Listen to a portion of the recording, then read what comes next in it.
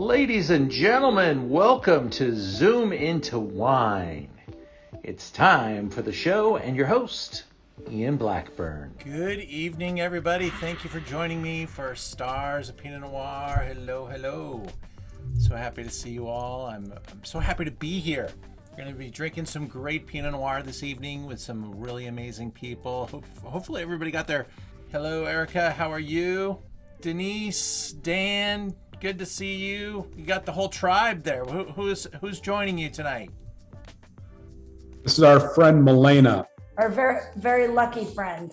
Milena. Cool.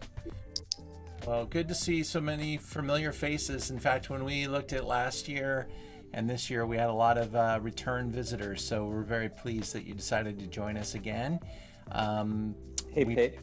We know that we're operating in a more dynamic world at this moment with things opening up.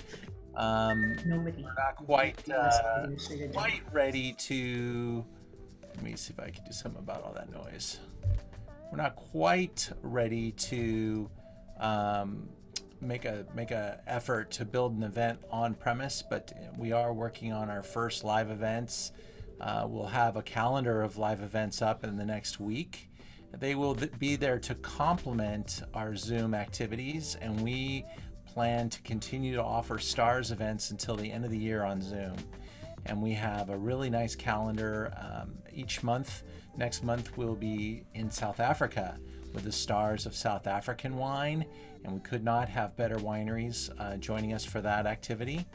And then we'll be doing some fun things with Chile versus Argentina versus California, as well as Australia versus, and the whole idea is that they're going to be beating up on each other, talking some shit a little bit, but we'll be tasting some really cool wines from Chile, from Argentina, from New Zealand, from Australia, and then we'll move into our classic Stars of Cabernet in November.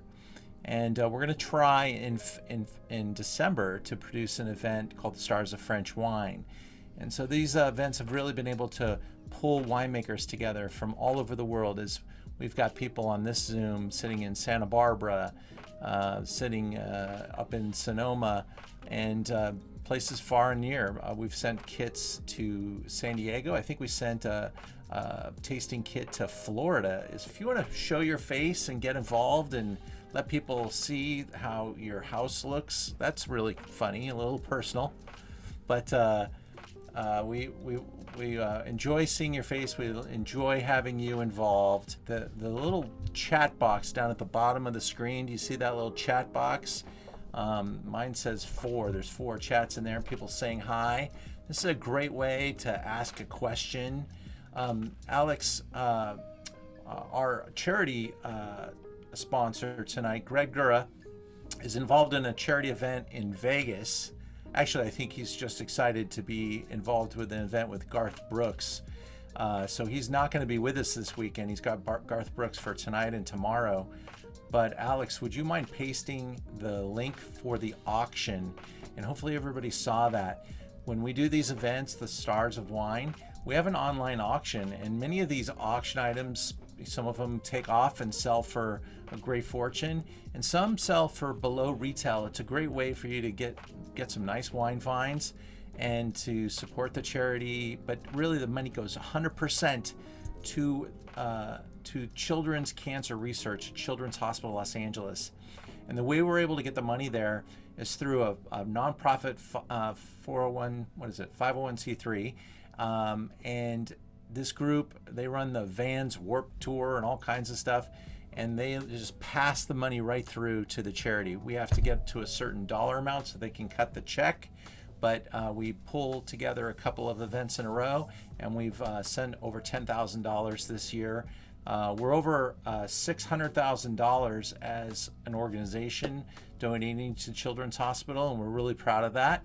And it's never, $1 million at a time or anything, but it's the little things that we do. And every month we're creating a little bit of a fund to go to them. So you got to buy some wine. You got to have some wine to drink anyway. Might as well give it to charity. It's a good way to think about it. But also we have special wine prices that'll be published right after this event tonight. and you're going to have about 24 hours to grab the best prices on these 6 wines. We're going to put them at a really amazing prices on the website. They're open for you to be able to see after this event, and you'll be able to grab them and support these wineries and get some really good deals. And that's one of the benefits of being on the Stars of Pinot Noir, to know about these brands, to be able to taste them. And let's get started. I'm thirsty. All right, here we go. All right, but I'm going to get us into our PowerPoint and get us started. I like to play a little music to get my energy up. It's a big show, and so I have a little music on the background, but I kept going to Facebook and seeing my Zooms were being taken down, and that's because I didn't have the permission to play the music in the background. So I cut that out before I go live on Facebook now. A little trick. So here's our Stars of Pinot Night 1 lineup. We're going to start off in Burgundy, I'm really excited because we get to Zoom with the winemakers. Of course, right now it's about 3 o'clock in the morning in Burgundy. And so we recorded with Frédéric Bannière. He's the winemaker at Louis Jadot, and he's going to give us some insights about the Pernod Fargelis wine number 1. And then we'll go up to Oregon with Resonance, a beautiful wine brand, one of the top 100 wines of the world. In the Wine Spectator. I hope you enjoy the Pinot wine. One of my favorite Santa Barbara producers, Melville. We've been associated with Melville forever, and we're super excited to have Chad Melville joining us tonight and tasting the beautiful Santa Rita Hills wine. We'll be going to Native 9, Rancho Tavaros. My friend Jared Hooper is representing James's effort tonight. Native 9, really cool small producer. Voted one of the top California Pinot Noirs in Wines and Spirits magazine. We'll go up to Sonoma and hang out with Talisman. And Scott, I think I saw your face on the Zoom already, so thank you for being here. Hopefully you got the whole wine lineup and you enjoy it. And then we'll finish up in Sonoma with one of my buddies at Argo Wines. So that's a big night. Let's get rolling with Pernod Fargelis.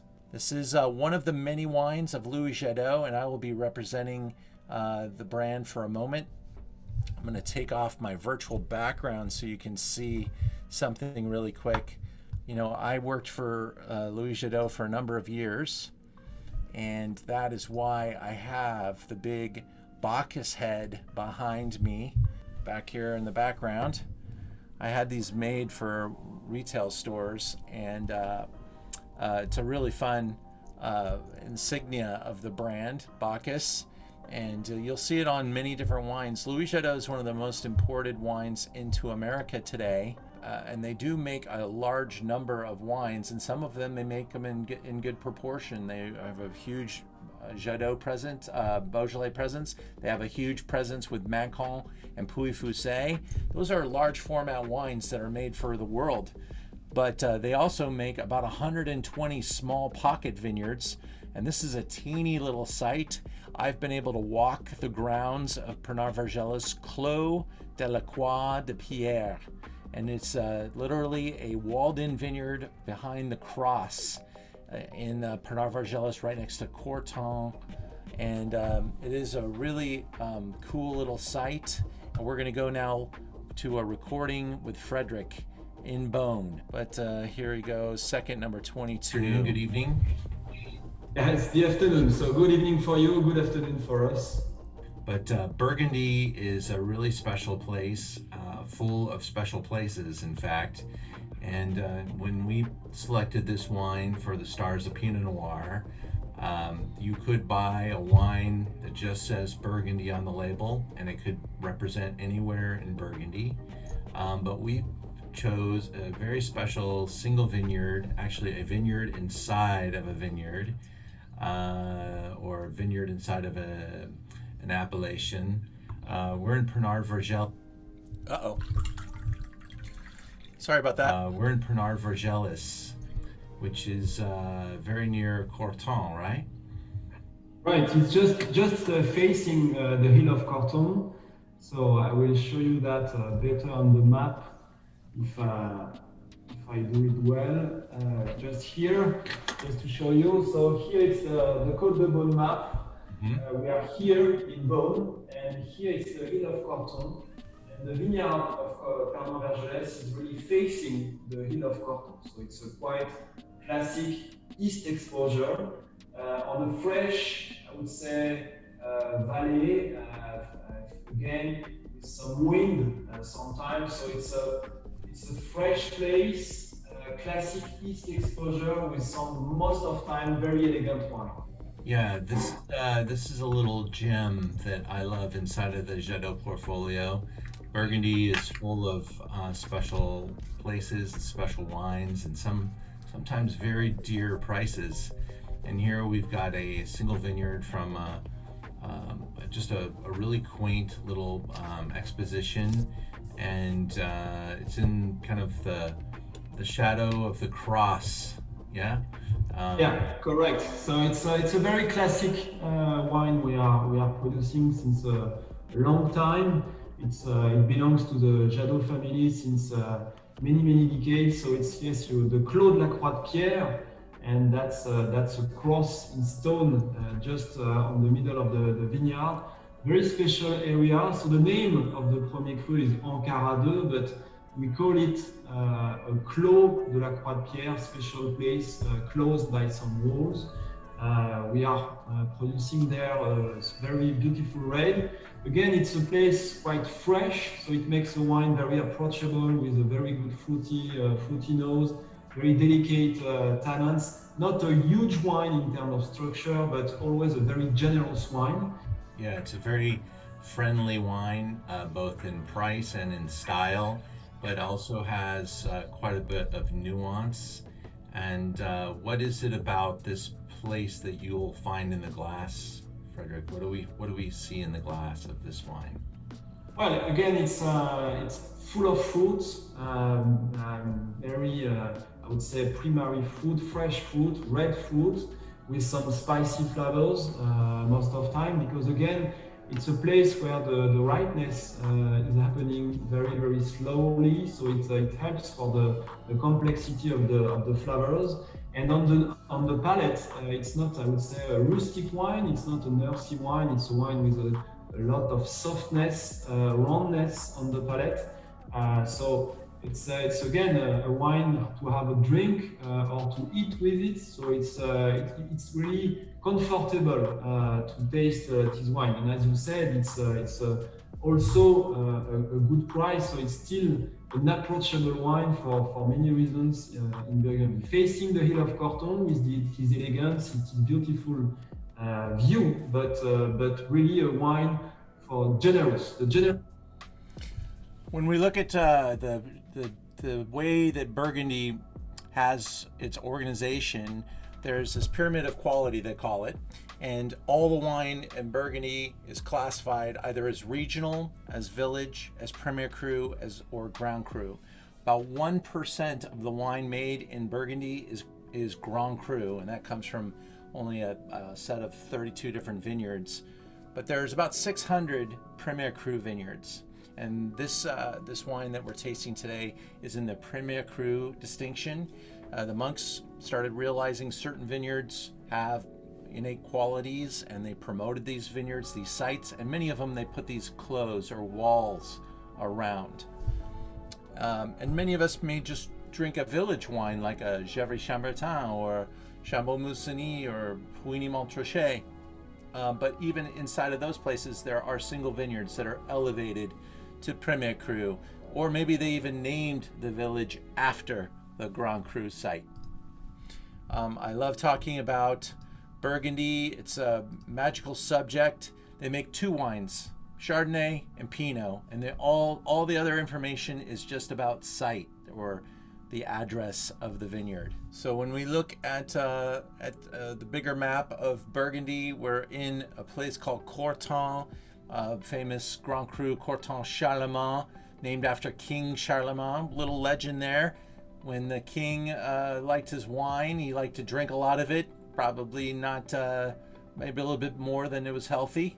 And his wife complained because he spilt the wine down his beard and stained his beard.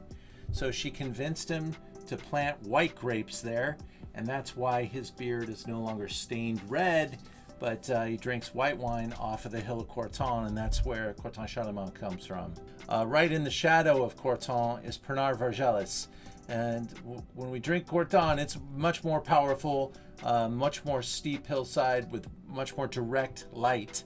Here's like a little bit of a swell, and it sees light for a more limited period of time. The soils are a little bit less rocky, a little less stony, but it gives us a wine that we can enjoy now. This is, by the way, a 2016 offering. Is that right? 2016 or 17? It says 18 in the glass on the tasting mat, Alex. We have the 17 actually in your glass, and you'll have a choice of buying either the 2017 or the 2018 version of this wine. Only about 10 cases come to California, and so this is my like little pocket find.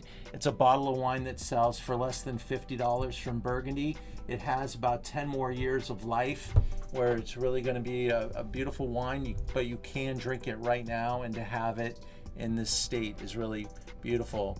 And what they kind of, as a rule, did is live at the bottom of the hills. That's where the workers lived. They'd make some regional appellation wines on the flatland where large yields came from, but the better, lower yield vineyards with the east facing would be up along the hillside. And they started to notice that the Premier Cru was about halfway up on the hillside.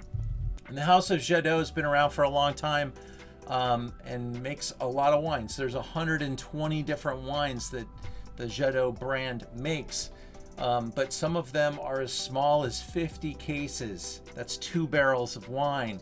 And that was my focus, was on the fine wines of Louis Jadot. And they are a very significant landowner with some amazing property. And then they spend a lot of energy and money to produce the best wines from the other appellations where they're located. So I really am proud of the work I was able to do with them and the experience I had working for them. And they built this state-of-the-art, it's a temple to Pinot Noir is what this is. And many wineries around the world started to make wineries like this that specialize in Pinot. Tank selection, the circular motion. You know, the winemaker here for 40 years believed big time in biodynamics and the circular energy. And so this circle is really important. It's like an amphitheater here. And the fruit comes in and it's all gently handled. It's really a spectacular winemaking facility, and that's why the wines, quite honestly, continue to improve. And Frederick has been there for over a decade now, and these wines get more praise from the press. They're 100% Pinot Noir. It's from Pernod Fargelis, and you can see the name and Premier Cru designation. About 30% of the wood is new, but you don't smell a lot of new wood. And really beautiful integration here. And that's our first wine from Le Jadot. We start off in Burgundy, a very soft, subtle, earth-oriented expression of Pinot Noir. This is the classic and really historically important. And now we're going to move up to Oregon, and we'll go to Resonance. And I would love for you to pour your glass. And if anybody has any questions about wine number 1 or anything else that we're talking about, I'd love to answer them and get any comments. I'm looking in the chat box. Jill, looks like you're in Florida. Thanks for joining us, and I'm so happy we could get the kit to you. It looks like you may have drank that wine already before we started talking about it. That's what you were commenting about. That's understandable. Wine number 1 usually doesn't last very long. Let's get into wine number 2 and Resonance. And we'll change location, so we'll have a big change of expression. But really, Oregon is a beautiful transition from Burgundy to what we would call the New World Oregon, representing our first New World wine tonight. Resonance, like the sound waves, and they did this beautiful label that looks like the forest around the vineyards. And this property is just super cool. I'm going to play it as I talk over the top. He is in let me tell you right now, we're going to go straight into second number 42 with the winemaker, Guillaume. Guillaume Large is the winemaker. He used to be the assistant winemaker in Burgundy. And this is a property that's also stewarded by the Jadot ownership. When Jacques Lardier retired from Burgundy, he bought property in Oregon because there's no property left to buy in Burgundy. And that's why a lot of Burgundian wineries are moving to Oregon. So we'll meet Guillaume Large here. How are you? Hello, Yann. Very good. Thank you. Happy to speak with you from France, from Burgundy, where I was able to travel for the first time from 2019. So, but your accent is perfect, so it's not so far, Voilà. my heart is in Burgundy always. Well, I thank you so much for joining us, and we're excited because this 2018 wine remains one of our, not only our best sellers, but a wine that I'm really proud to start off the Stars of Pinot Noir with. Take us through the journey of Resonance. Good.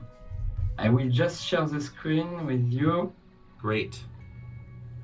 Voilà, so just a few words about Resonance Vineyard, about Resonance, the brand Resonance, the project of the Maison Louis Jadot, as you mentioned, Yann, the first time that Maison Jadot is making wine outside of Burgundy, so a great adventure. The story, of this project, this is the Willamette Valley, this is a trip of Thibaut Gaget and Jacques Lardier, the head winemaker of Jadot, in 2013. The brand, the label as well, very different from the style of the Maison Jadot, something new, a new terroir. The expression of the label of the terroir of Resonance Vineyard. You can see this photo from this beautiful vineyard, planted at the beginning of the 80s with ungrafted Pinot Noir. This is what you can see on the label, the tree lines. Voilà. Alors, we are really located in the northern part of the Willamette Valley, in the area of the well-known AVAs of the Willamette Valley, sub-AVAs like Yarmil Carlton, Dundills, Chehalem Mountain, Hirola-Amity, voilà. So Resonance Vineyard on the western side and Découverte Vineyard closer to Cascade. Inspiration, the very proximity, connection with the coast range. And this is where we are planting Pinot Noir and Chardonnay from 2017. So a new terroir, voilà. And then the hills, so the Découverte Vineyard or vineyard, planted from the 90s. That is the volcanic soil of the Willamette Valley, the Jory soil, red color, that give another expression of the Pinot Noir.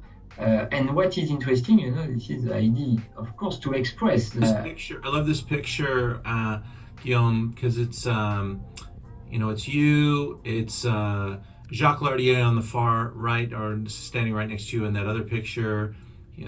40 years he was the winemaker for Louis Jadot, just an amazing man. And Pierre Enrique in the yellow jacket, he is the son of he's André Gaget, André Gaget. So I got to have dinner with him in his home in Burgundy in Beaune many years ago, and it was one of the great meals and experiences of my life because he went down and pulled up a 2014 Moussigny from the cellar that had never been touched. Good. Oh, I said 2014. I meant 1914. 19. It was a magic bottle. It was still purple. Great. Crazy. Great experience. Yeah. We can fill our barrels and we age our Pinot Noir and Chardonnay in the Cadus barrel, the cooperage of the Maison Louis Jadot as well, to give enough time to reveal the expression of the terroir of the vineyard. Voilà. I forgot that Jadot owns Cadus. It's one of the top barrel manufacturers, barrel producers for Burgundy wines. Right. Voilà what I can tell you about Resonance today.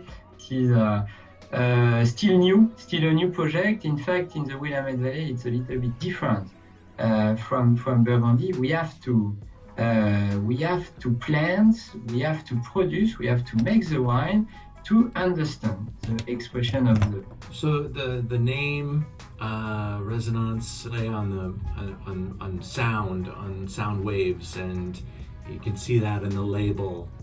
I just think it's a brilliant name and a brilliant wine. We're in the Spectator Top 100 last year with this wine, and top 100 wines of the world, correct? Yes, correct. We were honored by the Wine Spectator 2015. It was the first vintage, Willamette Valley Pinot Noir 2015 was in the top 100. And last year, with the Willamette Valley 2017, we were at the 19th rank. So we are, again, very proud and very honored by the Wine Spec. But voilà, the idea to have the expression of the Pinot Noir from the Willamette Valley with the blend of different locations, different single vineyard, blended together. Voilà. So this is a part of the history of the Maison Louis Jadot as well. To forge relationship. It's also the geology. It's the same latitude as Burgundy, right? Exactly. Almost the same latitude, so that gives more connection between the two wine regions, more than we imagine, And something very, very easy to understand, for example, during the summer, during the growing season, if you check the daylight, so the number of hours of light during the day, this is exactly the same number of hours between the city of Beaune in Burgundy and the city of Macmillville in the heart of the Willamette. That means the conditions of growing are almost similar than in Burgundy for these particular things. Not everything, but voilà. You can sum it up in one word. Voila! There we are. We're in the Willamette Valley, and thank you, Guillaume. We're going to taste the wine now with Rachel, and we appreciate your time. Enjoy Burgundy. And we'll catch up with you soon, because this is a pretty exciting time up in Oregon. I think you timed your trip perfectly. It's 118 degrees or something like that up there this week. So I'm sure the Grapevines will be happy to see you when you return. All right. So let me see. I think I got it all out there. Sorry about some of the audio challenges we had with Guillaume's video, but he's a really good host, and he invited me to invite you to call send me an email. If you're going to be going to Oregon wine country, they would love to see you at Resonance Winery, and just let me know that you are part of the Stars of Pinot Noir, and they have a special appointment for you at the winery. So it would be my pleasure to help you see what's going on up there. Brand new project, international project here. It's not a huge winery, but they will continue to look for the right acquisitions to be able to grow the brand. And they're trying to do that in a nice slow pace. They currently make about 3 or 4 different single vineyards. And the wine that we're tasting today is a blend. And I really love this expression. This is just a wonderful wine that we can sell here in California for less than $30. So it's just a really wonderful value proposition from Resonance. I hope you enjoyed. Marilyn, I'm so glad to see you're not working. Managed to get the day off. All right, fantastic. And you're still working on Captain America? I'm working on She-Hulk, and I'm starting Guardians 3 August 2nd. All right, cool. Pia, are you back in the concert business? Are you concert or events business? I'm not. I work for DreamWorks Animation. Oh, DreamWorks Animation. Ah, very good. I was thinking concert venue, but DreamWorks. Very good. I know that we were looking at your building on Google trying to find it when we were making a delivery. So I thought it was a concert venue. It's huge. All right. Josh, where are you zooming in from today, Josh Boxer? We are zooming in from Redondo Beach. All All right, just down the street from Denise and Dan. Thank you for joining us. I hope you're enjoying the wine. Lauren, you're down in San Diego. Thank you for joining us. You don't have the same hoodlums with you that you had the other night, tasting in the secret location. Oh, they're all worn out. We did a afternoon tasting. They're done. All right. Well, thanks for joining us from San Diego. All right, we're going to move into wine number 3 now, and hopefully you're starting to feel a little pleasure from the first 2. Chad, are you out there, buddy? Chad, I see you. I am here. Can you hear me? I can't see you very well because the light, that Santa Rita Hills light, is behind you pretty strong. Oh. Yeah, that's right. Okay. Spotlight you. Here we go. There you are, buddy. There you go. Yes, I'm actually in Montana right now. I'm not in Santa Rita Hills. Oh, very nice. What, you're doing a little hunting? No hunting. Just fishing and hiking and mountain biking. Summertime. Very cool. I have visited you and your family there at Melville many times over the years. Amazing facility, established in 1997. I can't believe it. You're 25 years old now. Yeah, I know. Makes me feel old too. But yes, we've been doing it for a bit, and we actually started, 15 years before that up in Calistoga just as growers. And when we moved down to where we are now, that was the intention as well. And then obviously, things changed and we got into production. Got it. So, thanks for having me, and thank you all for being here. It's kind of fun to follow the first 2 wines in that our region where we are, just an hour north of Santa Barbara, right on the coast, just outside of that town of Lompoc, is so unique and different than in Willamette Valley and in Burgundy. But yet the wines, still show really, really well, high pedigree. And that's what makes this all fun, right? Is that we all have different kind of growing regions, growing conditions, different soil types, different weather. And therefore, the styles of wine changes.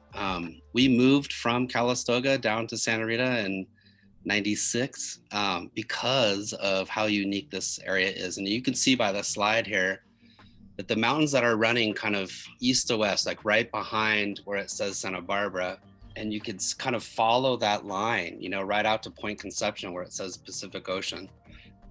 And then you look to the north, like where Santa Maria is, the mountain range kind of goes back to going north to south again. And so you have this little tiny piece right here that has that east to west mountain range. And then you have the cold Pacific Ocean that essentially, starts in Japan, goes up to Alaska and comes all the way down the coast. It's super unique. It's very cold. And you have all the air that sits on top of that ocean. It gets brought in without any obstruction because the mountain range runs east to west. So you have this kind of setup of this kind of long growing season. We get bud break here at the end of February, which is really crazy if you think about it. Right? Again, if you're comparing different wine styles, different regions, you got to factor in all the different weather conditions. So get bud break in February, and Burgundy is 6-8 weeks later. Doesn't make us better or them better. It's just different and unique. And that's partly because our winter time is a little bit more mild. I mean, we definitely get down into the freezing temperatures. You got to get your vines dormant. There's no doubt about it. But it's just that our winter time is, it's a shorter window. So we have an earlier start to the season, if you will. And then because of that mountain range and the wind coming off of the ocean, we have, what we call refrigerated sunlight. So we have, sunny conditions, but high temperatures in 75. I heard you mention in Oregon right now it's 115 or something. And I've been in Oregon in the middle of summer. I've been in Burgundy in the middle of summer. It's been quite hot. Yeah, it's different, and so you have this kind of cold, sunny, conditions that really allow the vines to work quite slowly. So the ripening process is very tame, and that's important for a lot of reasons. You're also retaining a lot of the natural acidity too, which is really kind of key. We're 100% a state, so we own our own land. We do all of our own farming. We don't purchase fruit at all. Never have. Keep it all in-house. We used to sell a little bit of fruit, especially in the beginning, like when we first got started. Now we keep it all ourselves. We make about 9,000 cases total, and it's split between 18 different wines. This is a view from top of the hill looking due west. You can see all that fog just kind of rolling in the afternoon sun, stays for the evening, and then it burns off in the morning. But this is kind of a typical Santa Rita Hills late evening right there. Because our emphasis is being 100% estate, it's really to us so much about, the relationship that we share with Mother Nature. Everything's farmed organically. We use the term wine growing all the time. I'm the wine grower. I planted these vines with my brother in 97 and 98. I do all the wine making too, but I really consider myself the wine grower. I'm super involved in the growing process, and to me, that's where all the magic is. This is just 2 examples right here. One on the left is the cover crop. It's a blend of 5 different plants that we use to really build up the organic matter to help balance out all the microbiology in the soil. It flourishes, it's thick, it's rich. The soils that we have here are mostly sandy loam. They're very well drained, very low nutrient. So the input that we're doing right here is super important. It's critical just to kind of help build the soil up. In a lot of ways, we're like, soil farmers or harvesting the sun. We just happen to have vines in the ground, but it's so important to pay attention to all those stuff, all the little details. On the right is what we're currently doing right now, which is leafing. And that's pulling leaves away from the fruit zone by hand to kind of open up the opportunity to, not only just get wind and sun and spray in there, but to also help kind of start lignifying the stems. And it's like the kind of flimsy green tissue that all the vines have right now eventually turns into, hard brown tissue, which is called lignification. And that's what we're looking for using those stems in the wine making process. And I'll get to that in a second when we go through the wine. To the left, that is a great example right there of the lignification. If you look closely where the stem is connected to the actual vine, you see the vine is quite brown right there. And then you see the stem is still kind of like yellow green, but then it turns brown again. And that's really what we're looking for. Not everything gets lignified. And that's okay. Those are of that prerogative then to destem. But when we do get the stems right, we use a lot of it. It's a really big component to our style of wine growing, wine making. To the right is just a picture of harvest. Everything's harvested at night. It's all harvested by hand. It's kind of standard practice for most people these days that are going for it. But nonetheless, it's a good reminder that everything's grown by hand, made by hand, harvested by hand. To the left is how we get all the whole cluster into the fermenters. So everything's fermented in these, tiny 1.5 ton open top fermenters, stainless steel. That's me standing on top, punching down. Everything's punched down by hand, but those are small fermenters that essentially equal about 100 cases. So about 4 barrels worth. So everything is fermented in these tiny little micro lots. Everything goes to barrel that way. So that we can go back and study the vineyard. I just blended the 2020 Estate Pinot Noir 3 weeks ago. It'll be bottled at the end or beginning of September, but up until that first blending, we had 9 months of just taking pieces or taking tastes out of barrel, going back to the vineyard and trying to understand why. Why is this block or this piece of this block so superior than the block next door? Oh, okay, well, let's try, different fertigation. Let's try different pruning. Let's try different, leafing perhaps, right? Sure. So to break everything down into little pieces is so important. Cool. So now we've arrived here at the wine that you guys have in front of you. As you can see, it's a combination of 16 different clones. Average vine age is 24 years old. And 40% whole cluster. So again, that's where the stems really come into play here. The stems, when you stick your nose in this glass, close your eyes and really give it a good whiff. You're getting this unique kind of balance of like fruit and savory. You have this kind of dried herb, wild sage, kind of umami, soy, nori characteristic that combos with that cranberry, pomegranate,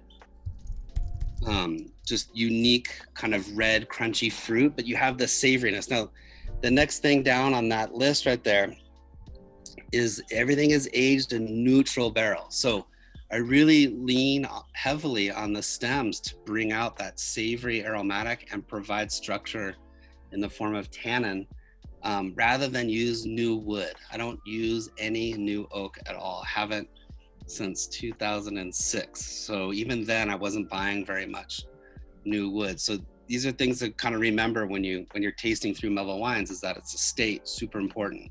Own our own land, do our own farming. Don't purchase fruit from anyone. We use whole cluster in all the reds. It never goes below 40%, but it goes up to 100%, depends on the wine. And then everything's neutral wood, right? So everything you smell, everything you taste, everything you feel in the wine is coming directly from the vineyard. It's not something that has been added, from the cellar.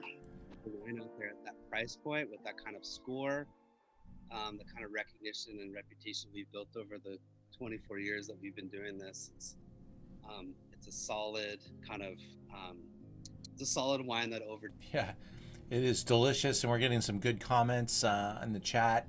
Lauren really loves it. I'm quite taken by it. I love the way that you can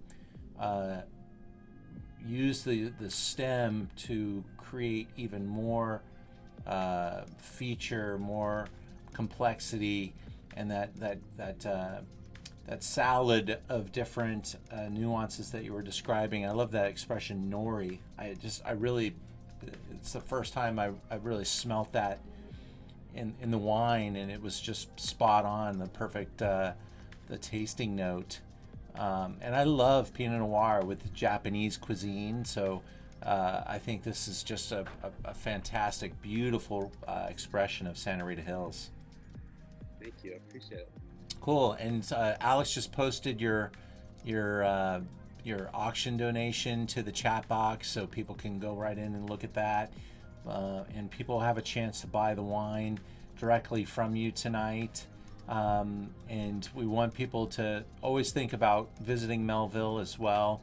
They always have some really special wines in the tasting room, and it's just a great place to go and visit. And Chad and his family have put their whole life into this business. So we thank you, Chad, for being here and for showing us such a great wine from Santa Barbara.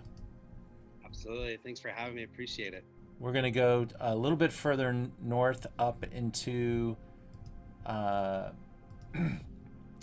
Maria, and we're going to be visiting with my friend Jared Hooper. And Jared wears many different hats in the wine world, and one of them is that he's a big fan of Native 9, and he is often called upon to represent Native 9 and is here tonight. Jared, thank you so much. Many of our LA friends might know you from Faith and Flower days. Sure. You're now located up in Sonoma Valley. Yeah. Sonoma, very cool. I see you posting different things all the time. You're so hyper connected up there now. That's so fun. Oh, it's great. We really love it here. LA was spectacular. I was there for 12 years and really enjoyed it. Super happy to be up here in Sonoma now. Really digging it. And yeah, like you said, I'm a recovering sommelier, so I've kind of playing around with a whole lot of different roles here, and working with some Native 9 stuff and Wine Spirits magazine, and kind of really all over. But this is great. Thanks for letting us be here. Ian, you sandwiched me in between Chad Melville and Marta and Scott Rich, and I don't know whether to be intimidated or flattered or what, but I mean, those are just such amazing Pinots to be in between. That's the stars of Pinot, buddy. This is all good stuff, and it's there. You know what's really cool is that every wine is so, even though they're all Pinot Noir and they're all really great, they're all so different.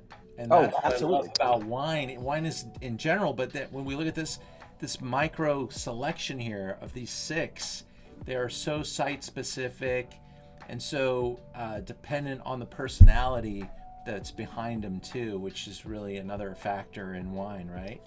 Oh, for sure. Well, I mean, from Faith and Flower, we had 5 pages of Pinot Noir, stuff from all over the world. And I mean, yeah, we had Chad Melville stuff, and gosh, Scott and Marta, we had not only a vertical, but a horizontal of their wine. So we had same vintage across their vineyards. We had verticals. I mean, just awesome stuff. And gosh, coming on after Chad, it couldn't have been done better. I always love listening to Chad talk, and I've done some things with him in the past.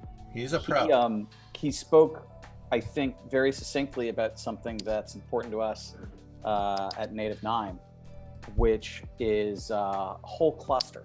If you remember Chad's geography lesson, which is spot on, we're just north of that.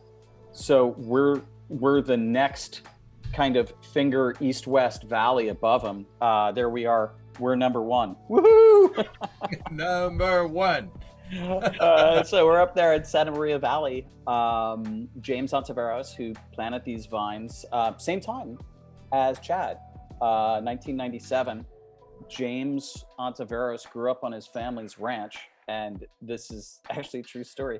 He went to college, to Cal Poly, California Polytechnic, on a rodeo scholarship. And while he was there, he was studying agriculture, fell in love with wines, and took some of his rodeo winnings and borrowed $5,000 from his folks and planted a small vineyard on that ranch. And then in 2000, he planted another one. How big is this ranch? Boy, the entire ranch is probably in the neighborhood of 500 acres, give or take. And he Native 9 means 9th generation, right? Right. So James is the 9th generation of his family to be up in what he likes to refer to as Alta California. So in 1781, his forebearer rode up with a family from Baja California. They rode up from Mexico with a land grant from the King of Spain. Wow. And they settled in what's now Anaheim. About 100 years later, due to lack of water or for better chances, they moved up to Santa Maria Valley. So they bought the Rancho Tempusque, the Tempusque land grant, which includes Bien Nacido. His family had all of that land at one time while they were up there. So if we go into some of the pictures, as you'll see from his current ranch, Rancho Tavaros. Before we leave this Zoom, let's just say your tasting room is in Los Alamos, which is an up-and-coming destination to visit. And absolutely, yeah. At a restaurant called Maker's Son. So it was called The Station. They've just reopened as Maker's Son.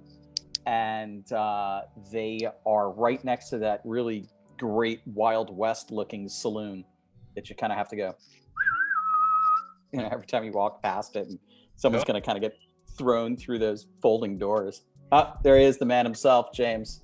So he, they've got a long history up there, and he planted these vines. It's only 8 acres for this particular plot with 8 different clones.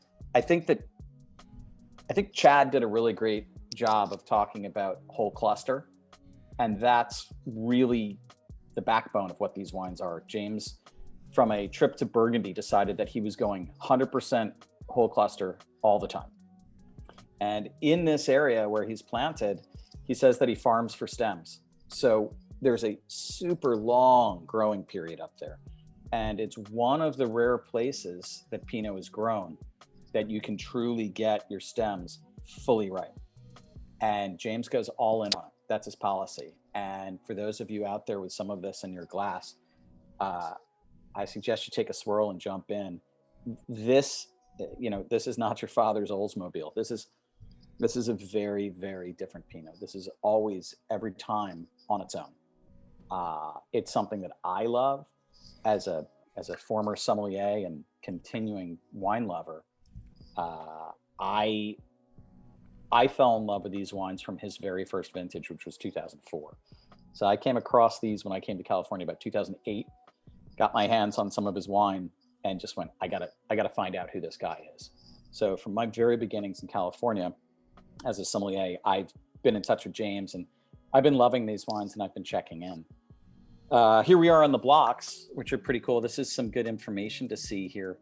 This is going to take you through his soil type. So it's that Gary sandy, silty loam. It's kind of like moon dust. You kind of walk on it. There's not a whole lot happening there. It is tough for these vines to struggle. It is not an easy life.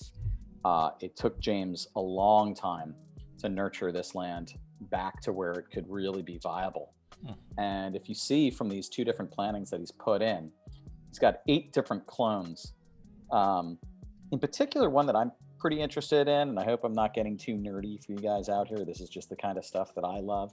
If you see down in block 2, he's got an acre of something called French Selection 1A. Now, 1A is something I never hear of. I hear of 2A all the time.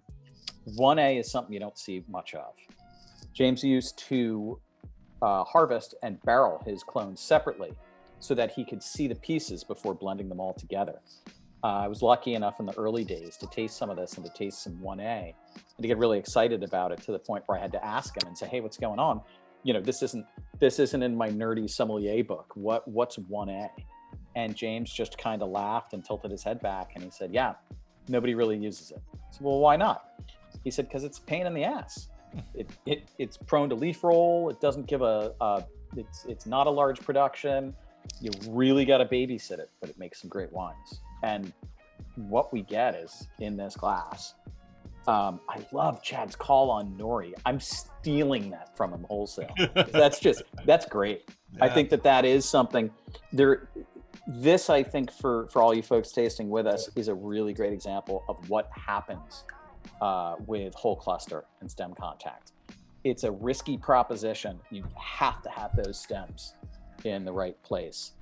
Ironically, what James does here is his policy is to go about 30 to 40% new French oak, because he feels that the only way to combat the tannin is to give it even more tannin, for the stem tannin to hit the wood tannin, and for those to come together and then to kind of mesh out as they age. Yeah, the tannins kind of bond, right? They'll come together in some weird polymer that I just don't understand. Right. And I think somebody who's smarter than I am might have the answer and can weigh in. That is kind of funny that when you take a tannic wine and you add something else that's tannic, it can make it less tannic.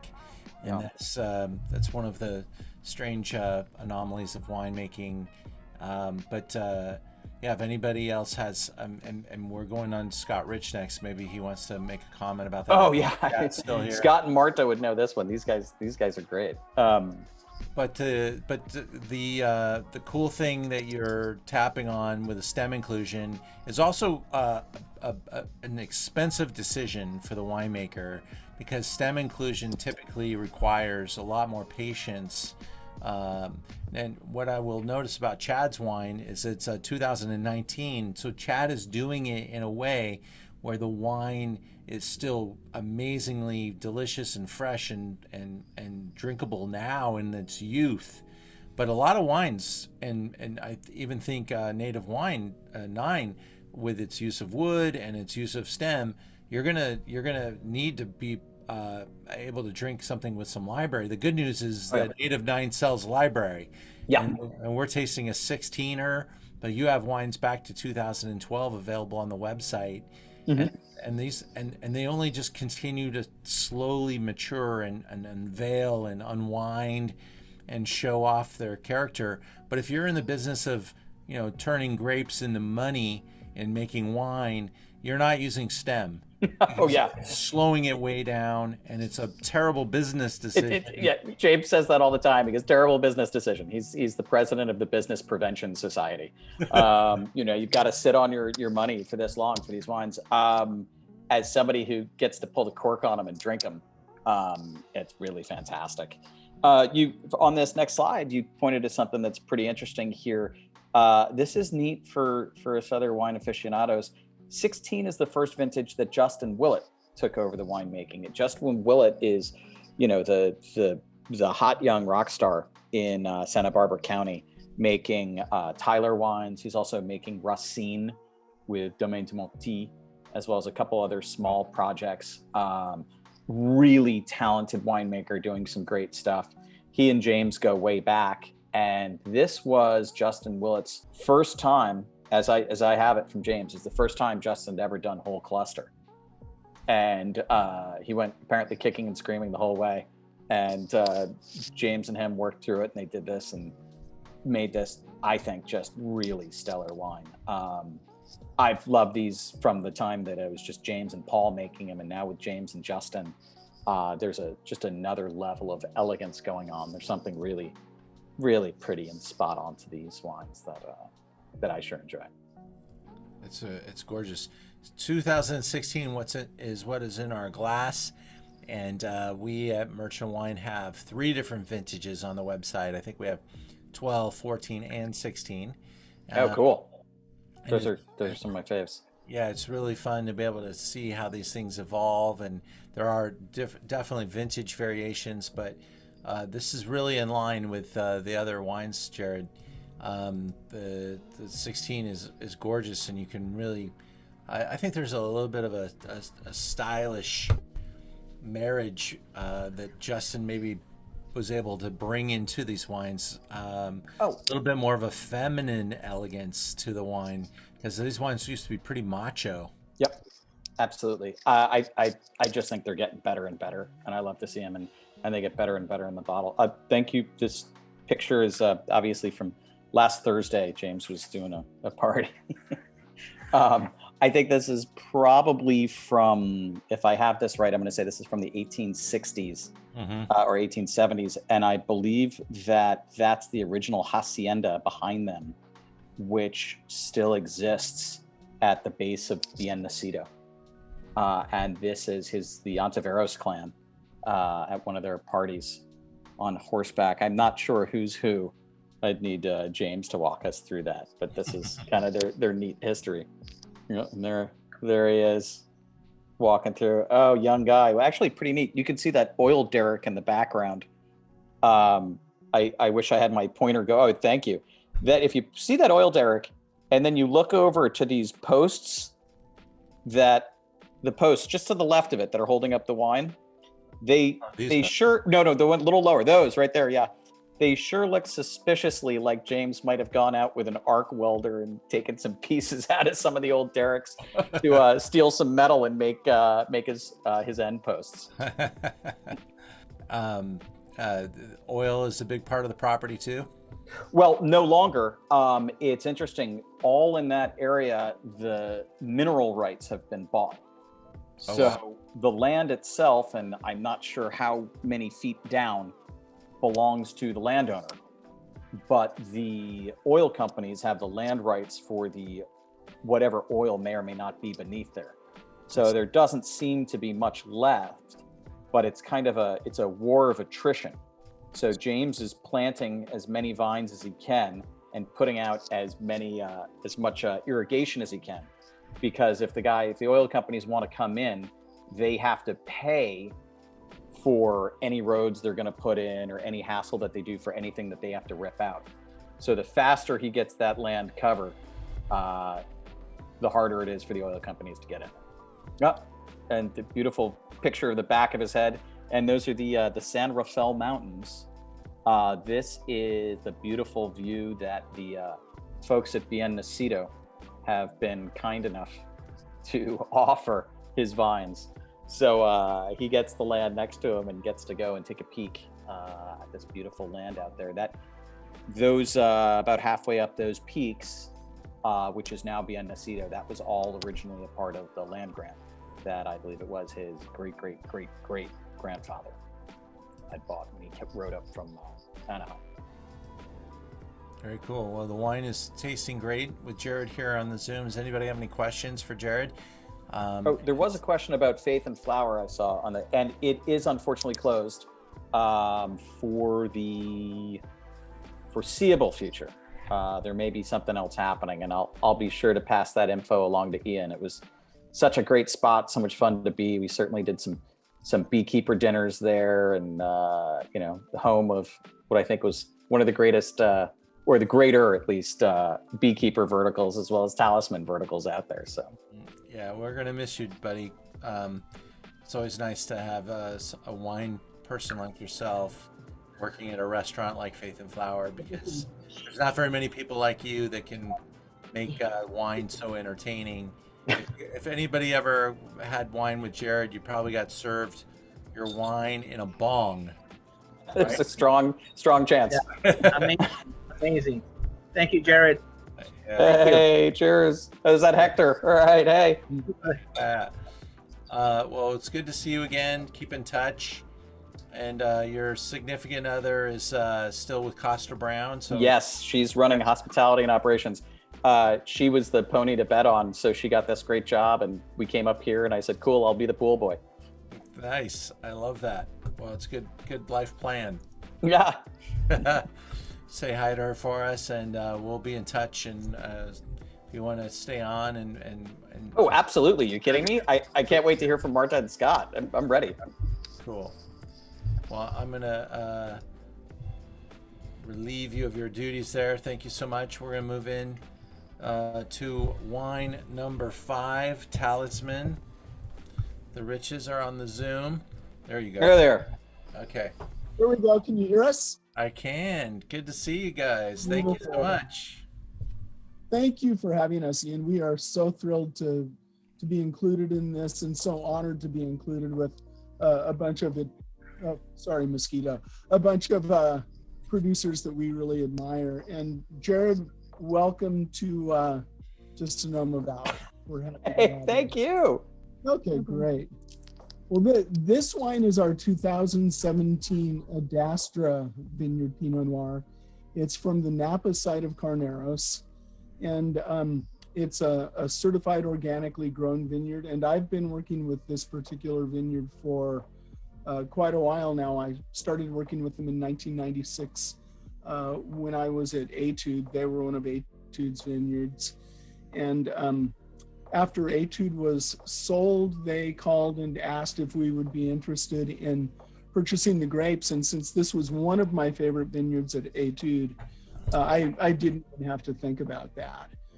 It's in a really, really interesting place because the vineyards around it look pretty normal by Carneros standards, but this particular spot is sort of a low spot. And the soils are only a foot or two deep. And then you hit a layer of hard pan. And going out into the vineyard, when you see the vines, it's almost as though you're looking at little vines that have been trained to be a bonsai, because that little soil profile won't support big vines. It'll only support a small canopy, which means it will only support a small fruit load. And so we get very, very good concentration from this vineyard. We love it because it's organically farmed. It's got I think 7 different clones in it, which is a lot for a small vineyard. And we like the diversity of those clones. And it's just been a really, really great relationship for us. And one other thing about this 2017 vineyard or vintage, this is our 25th harvest for Talisman. So this was a big milestone for us.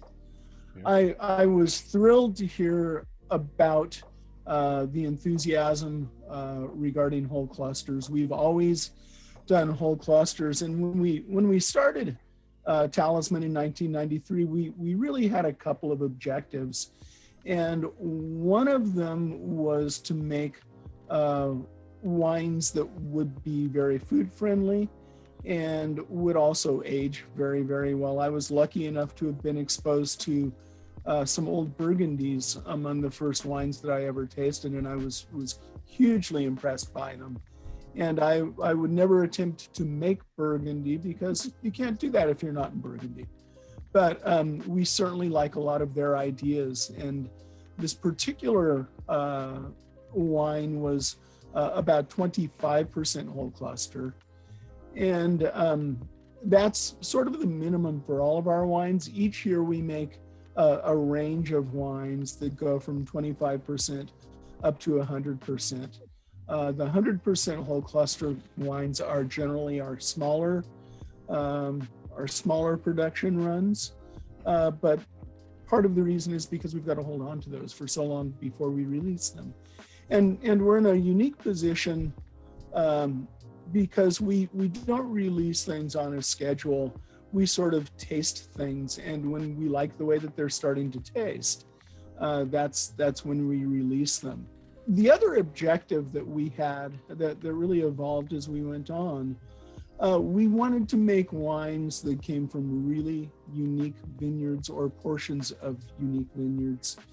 And we really, really revere our growers and our relationships with them. And we always want to make wines that are recognizable by where the grapes were grown, as opposed to my big fat thumbprint. If someone can recognize the wine as a wine that Scott Rich has made, then I've failed. What I want people to do is recognize the place where the grapes came from, in this case, the Adastra vineyard. And so that's sort of our objective. We do a couple of things that are a little unusual in the Pinot world, and a lot of things that have become pretty standard for a lot of people.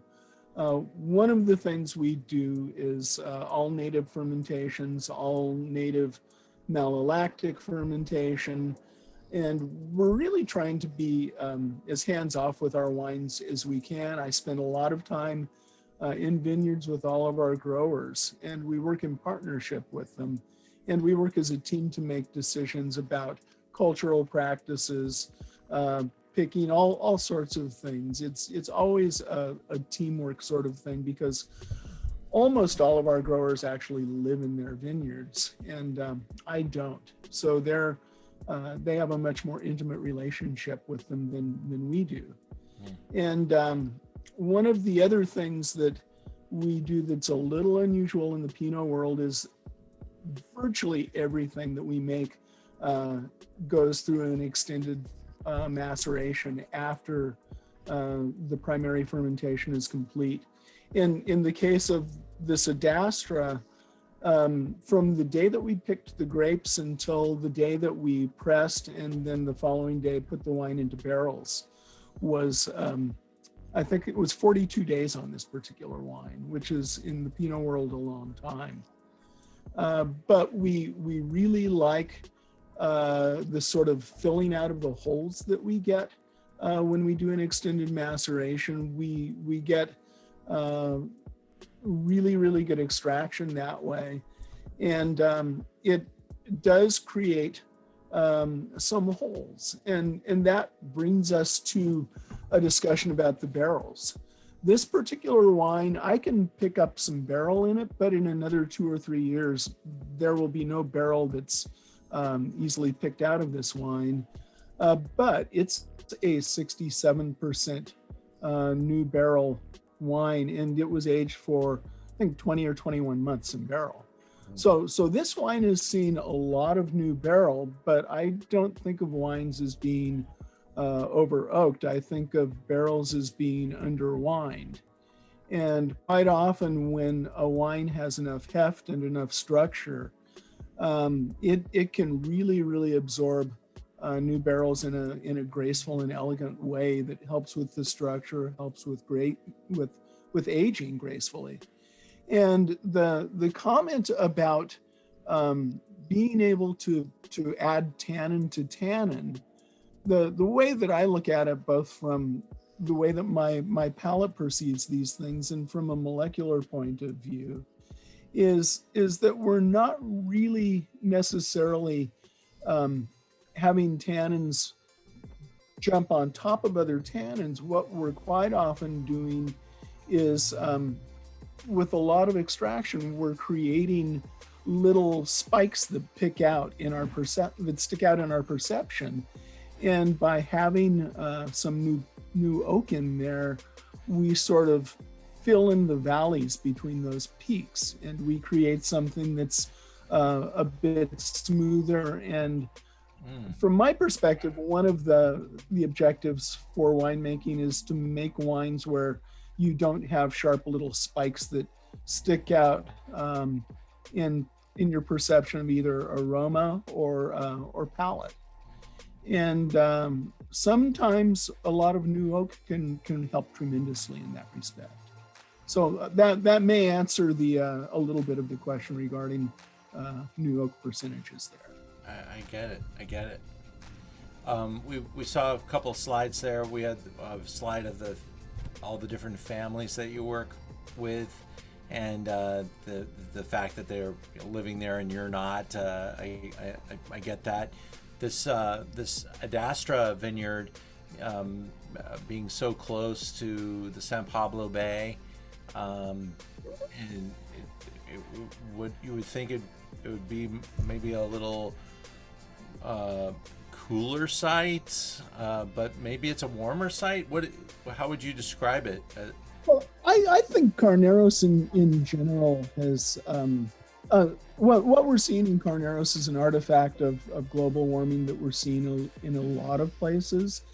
And I think that people who have doubts about global warming need to spend time talking with farmers, because virtually every grape grower that I know, that's on the tip of their tongue, and it's one of their big concerns. Some of them are talking about the varieties that they'll have to change to when their children take over their operation. They're talking about going to different places because there's a particular variety that they want to grow, and where they are will no longer support those varieties. And so it's causing us to be a little exploratory. And when I first started making wines in Carneros in 1992, I guess, it was thought of as sort of a pioneering sort of place. A lot of clonal trials had been done with Pinot Noir early on there. But even when I first started making wine in Carneros, I thought that it was marginally on the warm side for Pinot Noir. And as a result, we only have a couple of vineyards in Carneros. We're working with, I think, 14 different properties right now, and only 2 of those are in Carneros. The bulk of our vineyards are in other parts of Sonoma County, mostly out near the coast, although we do have a vineyard up in Anderson Valley, that area as well, in Yorkville Highlands.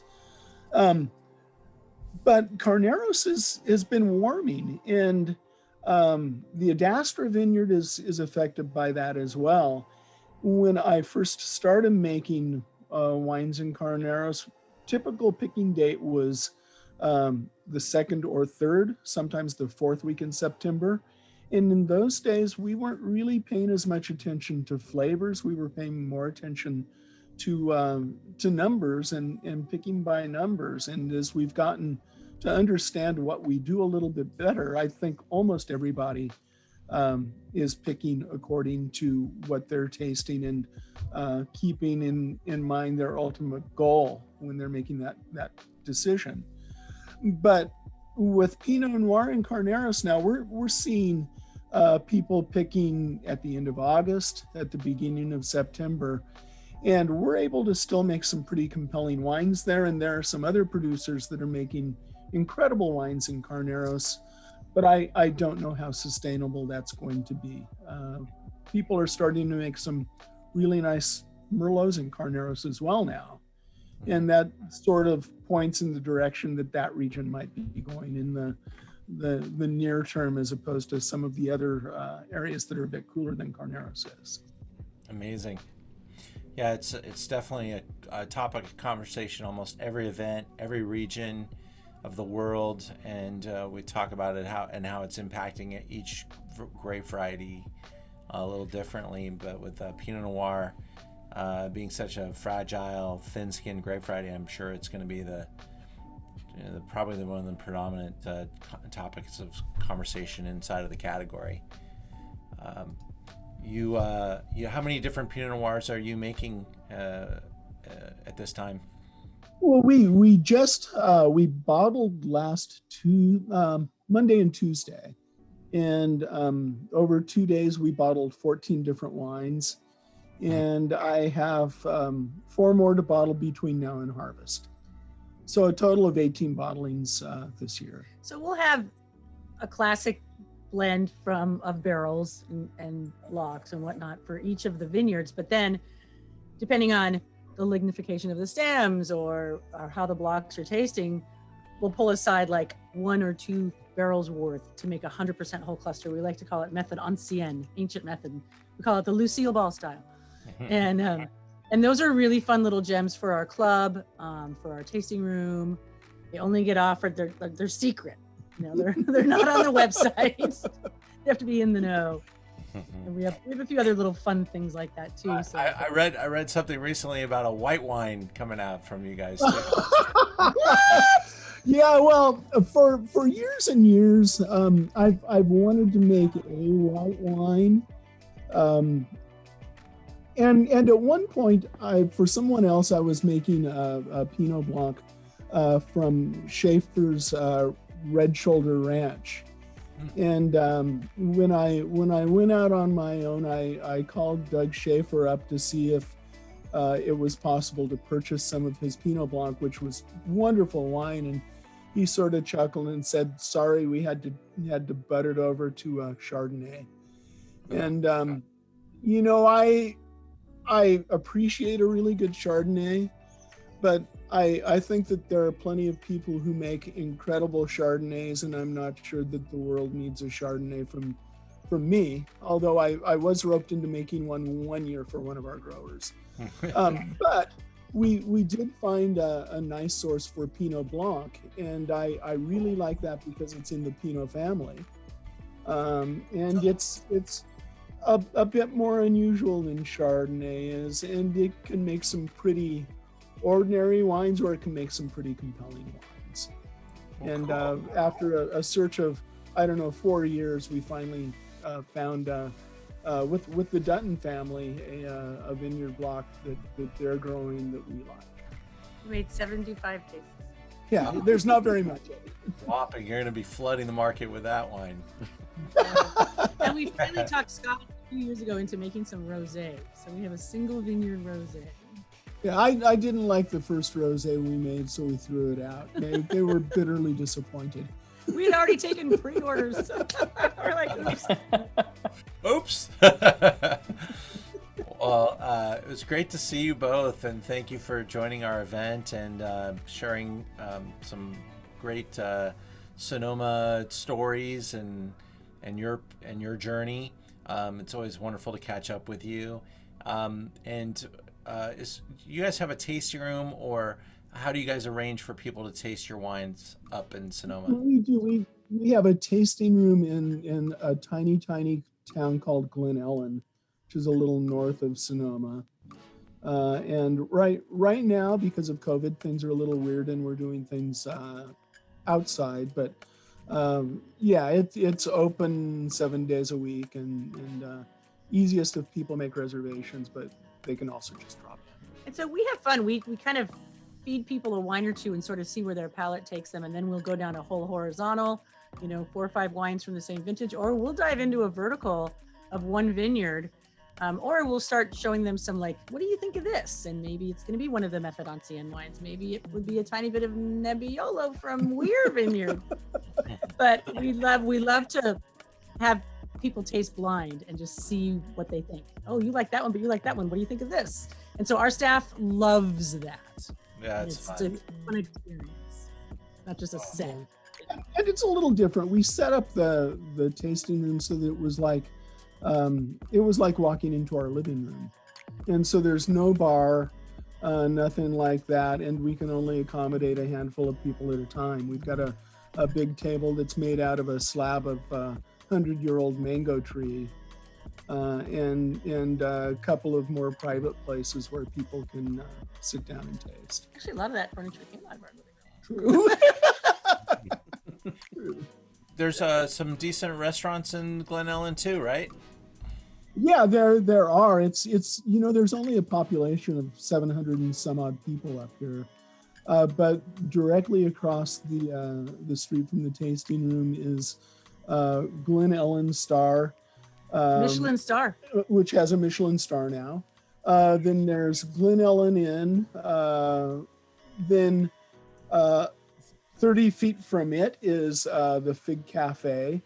And then we now have a wonderful little French patisserie called Le Pascal, because both the husband and wife who own it are named Pascal, and they came from Lyon, and how they ended up here, we have no idea.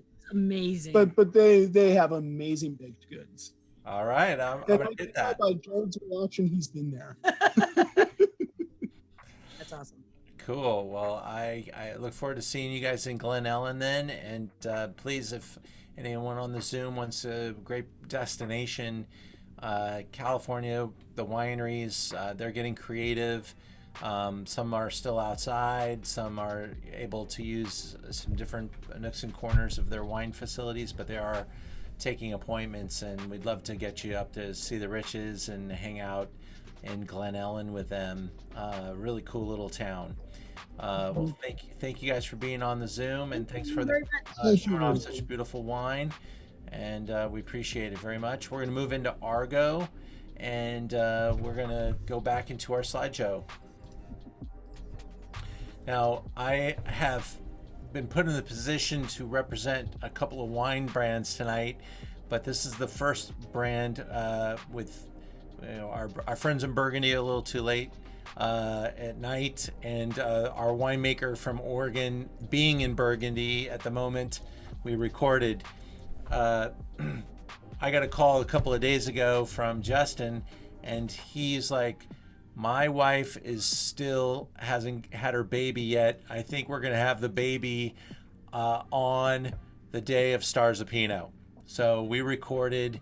They actually did have the baby yesterday, and so he's a new father, and I'm really excited for him. But we're gonna play a video of Justin and I talking here.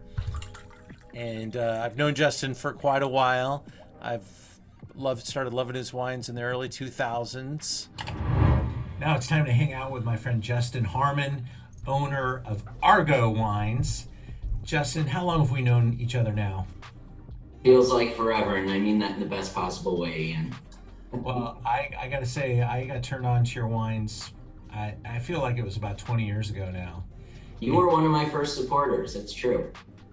I remember the days of the Argo Rosé. That was before Rosé was even a big deal. And then, those people that have tasted in any of my classes, my Pinot taste-offs, my competitive set, Argo always does really well in these because the wines are super delicious, and people that are on the Zoom tonight are going to be able to taste this 2016 wine that is fantastic. It's made by Justin Harman. Justin, how did you get in the wine business? So I come at the wine business from the consumer side. I just fell in love with wine, drinking it in my early 20s, and as the drinking curve goes, you start spending a little more on each bottle you buy, and incrementally, next thing you know, you're drinking the good stuff. I was totally in love with it. I'm a Chicago kid. Fell so hard in love with it that I came out to work a harvest in 2005 in Sonoma County. Did that again in 06, again in 07. And at the end of the 2007 vintage, bought my first ton of grapes and made my first 50 cases of wine. Wow. And today, how much wine are you making? So we're at about 3,000 cases, give or take, depending on the year. That's a good number. And do you have a tasting room now? No tasting room. For the most part, I am still a one-man operation. So I'm doing all the winemaking, I'm doing all the selling, I'm doing all the blending, et cetera, and I love it. Cool. Well, I got a little PowerPoint. We'll kind of go through and just talk about Argo. What does the name represent? So Argo it's a word that doesn't have a direct translation into English. The French and the Spanish use it.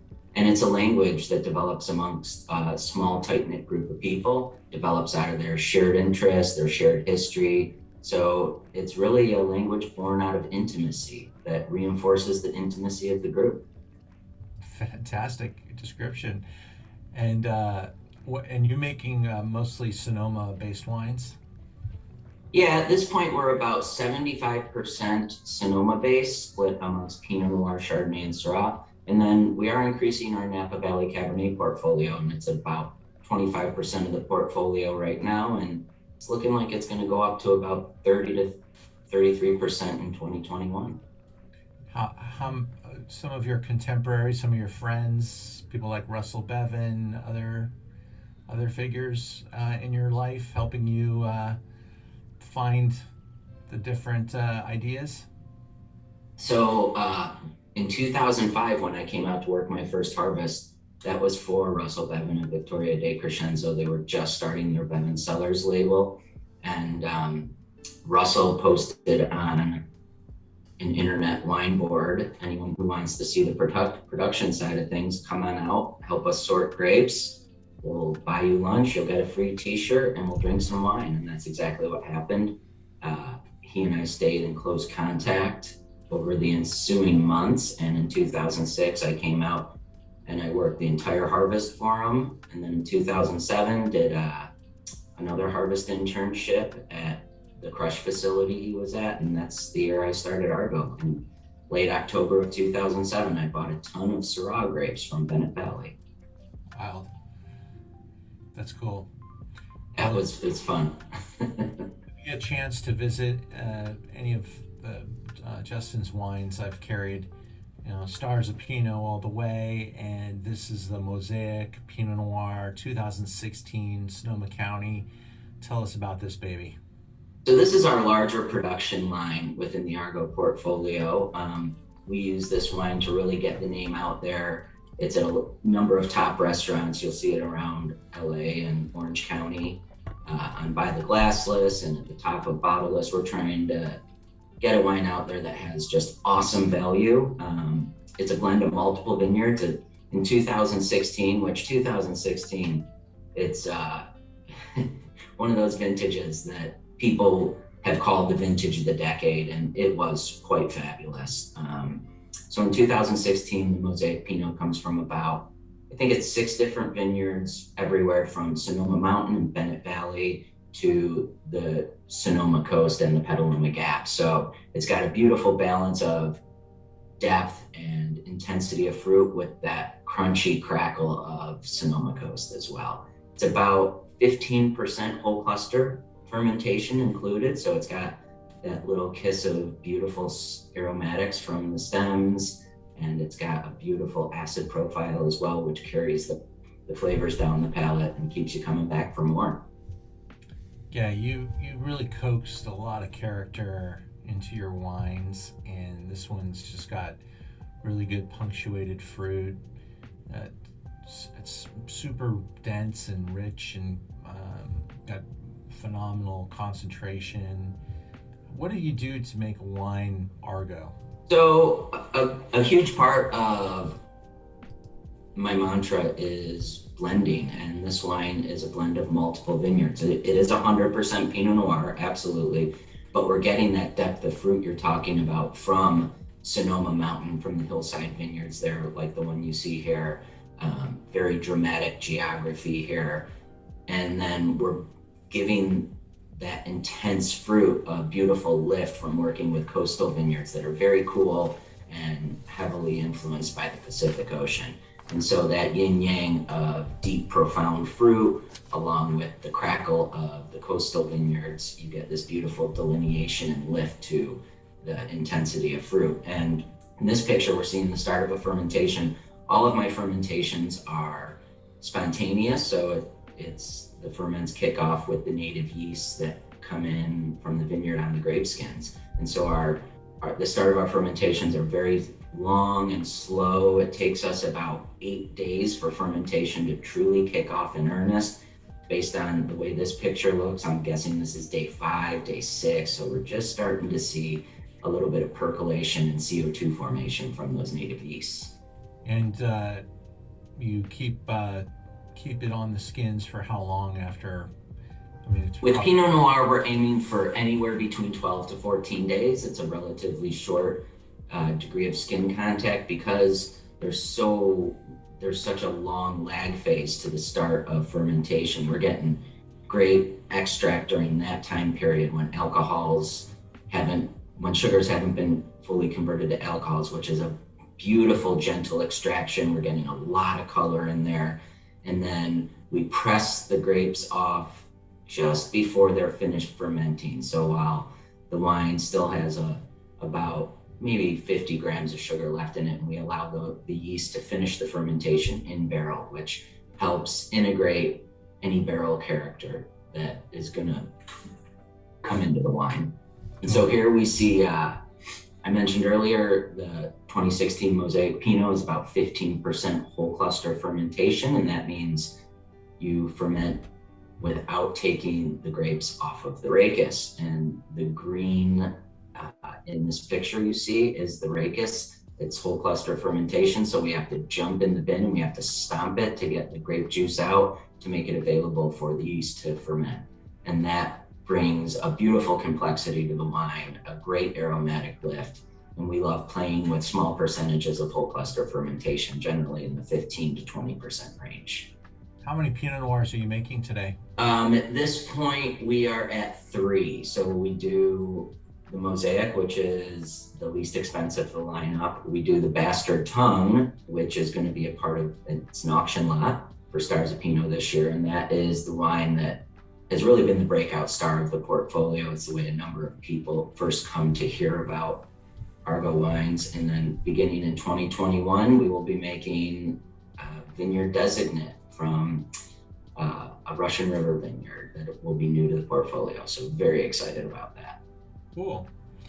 Well, yeah, I intend to have some Bastard Tongue on the website, maybe by the time this video is playing as well. So, well, I'm excited about that and everything else. I can't wait to see you again, because it's always about onward and upward, and I'm excited for you, buddy, and keep up the great work. Thank you, Ian. We appreciate you being part of our program today, and we're going to taste the wine live now with our guests. As well. Take care. Great to see you. All right. Well, hopefully you guys all got a chance to get a little taste of Argo in your glass. Getting through the final slides here. I want to taste the wine with you. We have different expressions of Pinot Noir here tonight. Dan, you drank all yours already, I understand. But this has always been a fun wine to show off, because it in different renditions, this is his lighter Pinot Noir. The Bastard Tongue is like his big beastie expression, and we do have it on the website, by the way. I have sold out of it multiple times. He spoons that out because he sells it direct from the website, from his website. And he got 96 or 97 points on that wine from Vinuis. So I just got some more, and we'll have that on the website, as well as this one. The Bastard Tongue being around, I don't know, 80 or 90 bucks a bottle. This one is a considerable value, and really a beautiful wine that you can open up any time. 2016, it's got a little bit of age on it, and it's in a really beautiful state at this point. Deep and dark and rich and really pretty expressive. And love to hear some comments. We've gone all over the world and had different styles of Pinot tonight, and that will continue throughout our program. And tomorrow we kind of do a very similar track, going from Santa Barbara to Oregon, up to Sonoma, to Santa Barbara again, and then up to Sonoma. We're going to finish tomorrow night with Russell Bevan's wine, Addicts. And so it'll be a really, really fun show to be able to show you some of these new, smaller producers. But anybody have any questions or comments about any of the wines? Anyone want to say anything out loud to any of the producers that are still on the Zoom? I see Marta and Scott still out there, Jared's still there, and the other ones are going to be watching our Zoom in spirit, and we'll share some comments with them. But I'm here to listen to you guys and say thank you. Yeah, Ian, if I can. Go. Yeah, I want to fanboy to Marta and Scott, because those Talisman wines are they're just incredible. Seriously, I've loved them. I met Marta in New York City. Oh gosh, maybe 15 years ago, I think. And that was my first exposure to the Talisman wines. And I said, wow then, and I say, wow now. And really just awesome to taste through those. And Scott, thank you for your info on sort of the ideas of working with the tannins. I really enjoyed your point of view. And I'm going to completely swipe that from you. I hope that's okay. I just thought it was just so like, it just makes so much sense to me. And I like that too. Yeah, it's such a treat. I mean, you know, I get asked all the time about being a sommelier and like, oh, how did you pass the test? Or how did you do this? I just hang out with people that know more than I do and drink wine with them. And it's the best way to learn and be around that. And I learn something new every time. And that was great. Thank you. Very cool. Erica, any news? Did you buy a winery lately? No, not yet. All right. David K, I know you just, we're zooming in from your new house the first time. Yeah, it's out in Camarillo. Who'd have thought? But it's beautiful. It's we sunset and wine every night.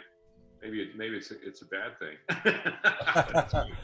It's been good. These wines have all been great, and I really would like to get up to see. They're all phenomenal, but I especially would like to get up and taste some Talisman next time we're up in September up in Carneros. So I'd love to set something up with the legends. We'll talk, but it is phenomenal stuff. It's all great, Thank you so much. Sure, thank you. Seema, great to have you on the Zoom. I hope you enjoyed the wines. And Setsuko's in Japan, and we thank you, Setsuko, for always being there. Thanks, Ian. Yes, I did. I'm actually not usually a fan of Pinot Noirs, but this was very enlightening. So thank you for doing this. I loved it. Awesome. So great. Denise and Dan, you guys are big Pinot Noir fans. Which one were you guys drinking a lot of tonight? Because I don't know that you guys have enough for 3 people.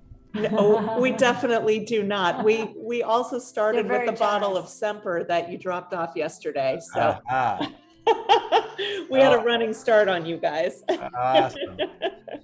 Cool. Well, thanks for joining us today. Thank you so much, Ian. This was so fun.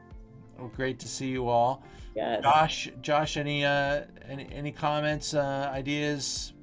No, these are just really lovely wines. We really enjoyed seeing so many different, perspectives and takes on Pinot and meeting the winemakers. Really terrific stuff. We really enjoyed the wines tonight. Looking forward to tomorrow. Thank you very much. Well, to all of you guys, thank you very much for your support. This was night 1. We've got night 2 tomorrow, and we want to save you guys. So we'll see you tomorrow night. And to all the winemakers, thank you for being here and giving us your time. And we hope to have all these folks come and see you. And if any of you on the Zoom tonight need any help going somewhere, getting an appointment, I always want you to think of me first. And just remember, in about 5 minutes, you're going to see some little price changes on the website. So get ready if you want to purchase any of the wines tonight. They'll be available to you. And some of the all the links are in that document that you got emailed, so you can go right to them. And some of the wines are being purchased straight from the wine brands as well. And so please do support the wines that you love.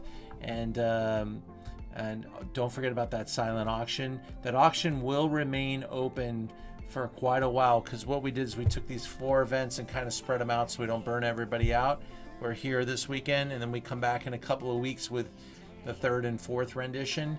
And if you haven't picked up the 3rd and 4th nights, you still have opportunities to do so. But we'd love to see you guys again, and that auction will stay open throughout the entire month until the end. You'll get a reminder though just before it closes. The best way to play an auction is to get your bid in early and get outbid, because you help raise money being outbid. And if you don't get outbid, you got a great deal.